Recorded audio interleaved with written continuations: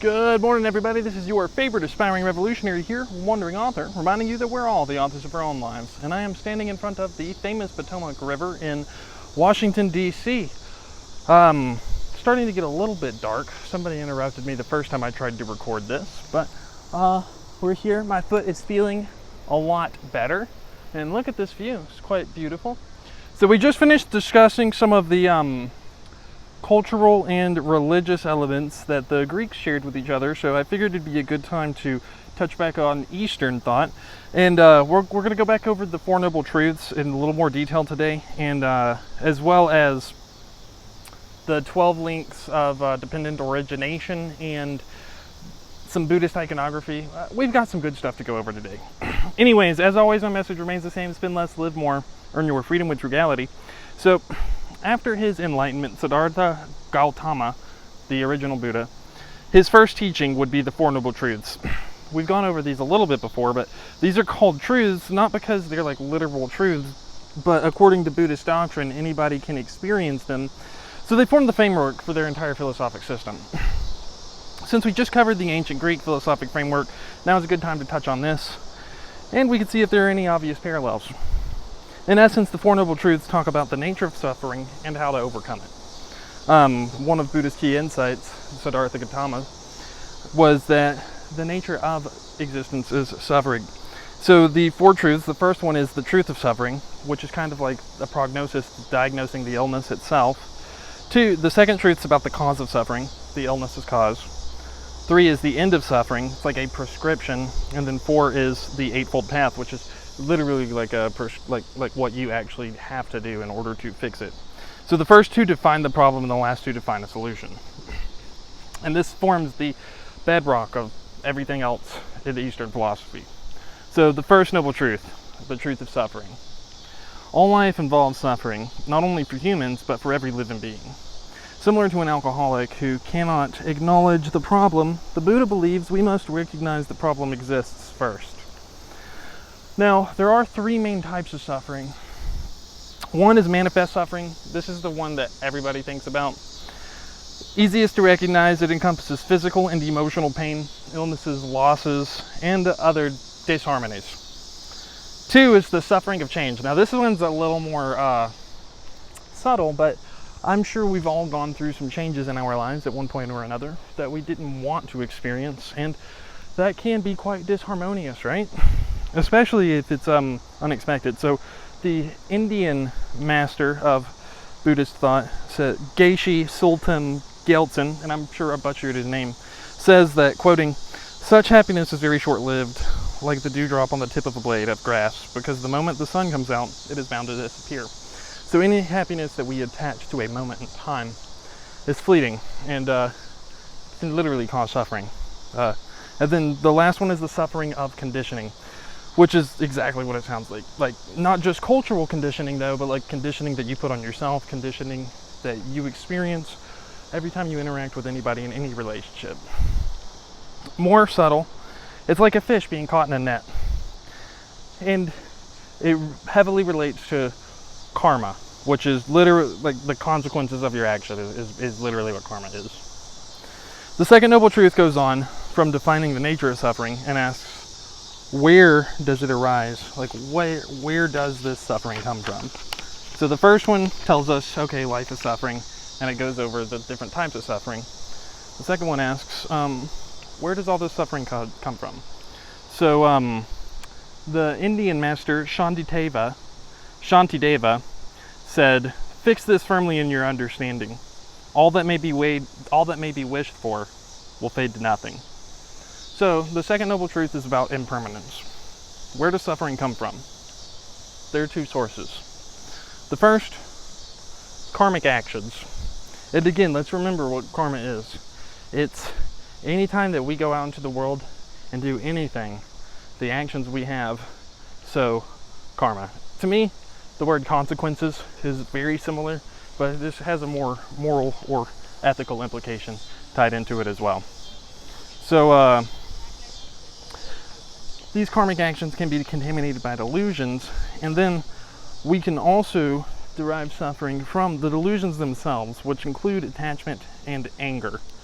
if we're angry or attached to something, and generally those two things relate to each other anyways, it's way harder to get angry if you're not attached to something. So, to cease karmic actions that cause suffering, we must cease the afflictive emotions or delusions that cause them. So most of the time when we make bad choices, it's because we're feeling bad. So he's literally telling us, we got to figure out how to stop feeling bad. I think that's great advice, to be honest. It's a lot of what my channel is about, even. Our friends, families, bodies, belongings, and more, they're all temporary. A subtler form of impermanence also exists, like when you work out. So decreasing attachment to a static world aligns us with the natural order of things. Whenever we become too attached to the way things are in a particular way, it's not good for us. And especially because everything changes, so we're setting ourselves up for failure if we're getting attached to how things are in a particular circumstance. I definitely know what it's like to, this is a cool little bridge here, check that out. So, it has been said that ignorance causes all of our delusions, an inability to see reality for what it really is. Since the world is made of interdependent phenomenon, including the self, our minds can begin to grasp at misconceptions. So, literally everything influences everything when it comes to our cognition. The stuff that you experience in the outside world, the external world, also influences your self-perception. Literally, it affects yourself, which also goes on to affect the outside world. Interdependent. Hashtag interdependent. So with this false perspective, negative emotions bubble up, leading to bad actions. So because we are not actually perceiving the real truth of the world in our minds, we get upset, and then we do bad stuff that we regret. Hashtag karma. Someone gets angry at something insignificant, then goes home and yells at their wife. Right? That's almost the story of humanity. So, third noble truth. We've gone over that what is suffering, the 3 types of suffering, and then where does suffering come from. 1 is karmic actions, and then 2 is delusions. And then 3, what do we do about this? How do we overcome our suffering, right? So if ignorance, anger, and attachment cause suffering, we must end these delusions to end our suffering. Hashtag, we can be cured. The third truth is short, but it is a prescription to end suffering, although it must be taken willingly to have any effect. And then we get to the last one, which I've gone over before, but so the fourth noble truth is the Eightfold Path. I think this here's gonna be a cool spot. Oh, heck yeah. Yeah, this is cool. So, these are, the Eightfold Path encompasses ethical discipline, meditative concentration, and discriminative awareness, or wisdom.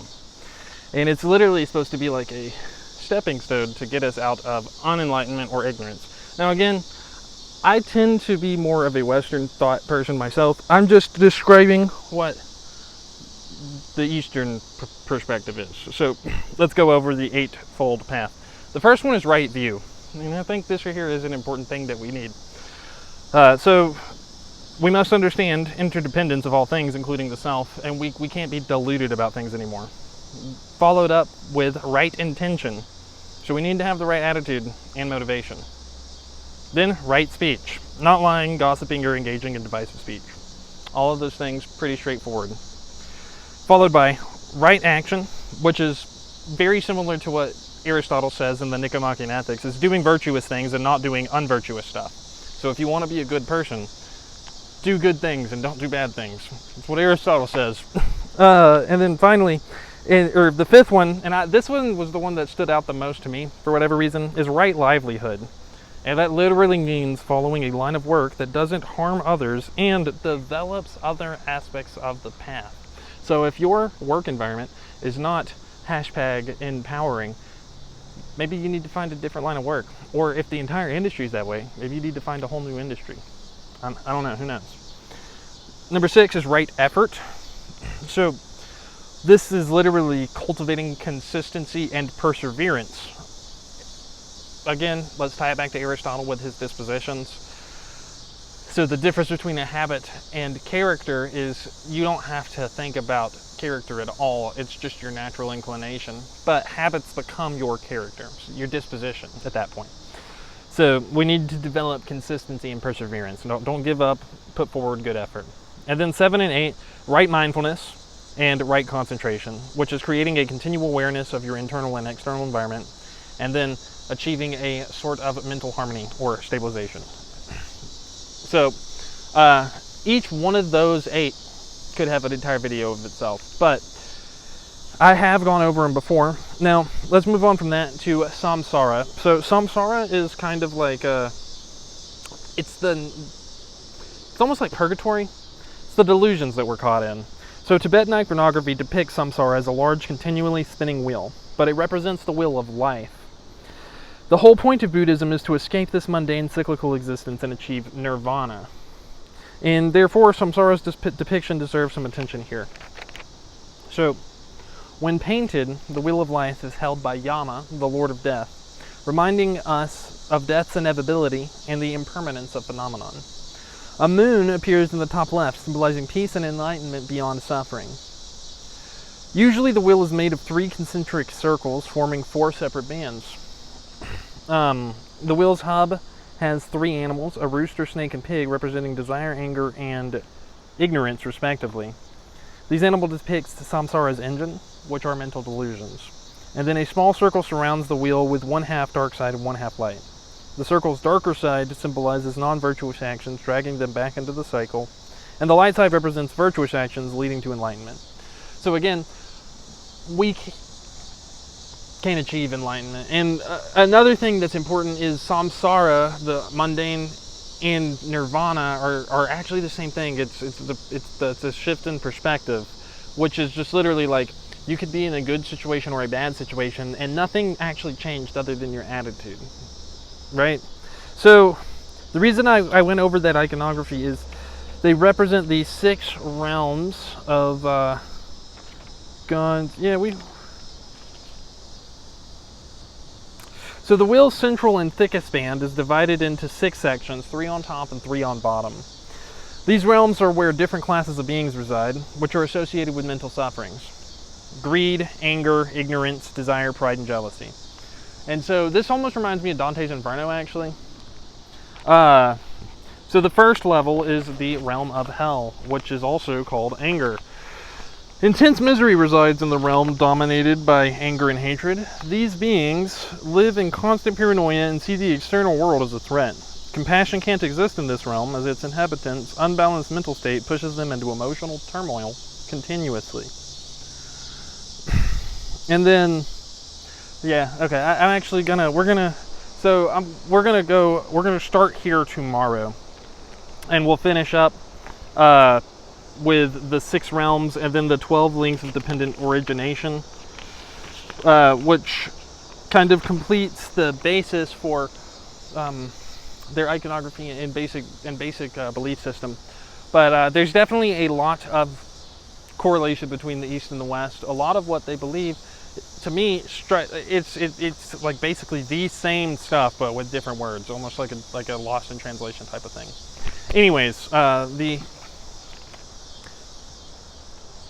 a few things that the Buddha and Aristotle both agree on is that we can improve. 2, we become better by doing better, literally, by doing better stuff. And 3, we've got to avoid our delusions, because these make us upset. And so that's all I've got for you guys today. I've definitely got plenty of more content. This right here is me coming at you from the Potomac River in Washington, D.C., reminding you that we're all the authors of our own lives. As always, my message remains the same: spend less, live more, earn your freedom with frugality. What are you guys doing to inspire, uplift, and empower your community today? Because this world isn't changing unless we all do our part. You can count on me to do mine daily. Till next time, I love y'all.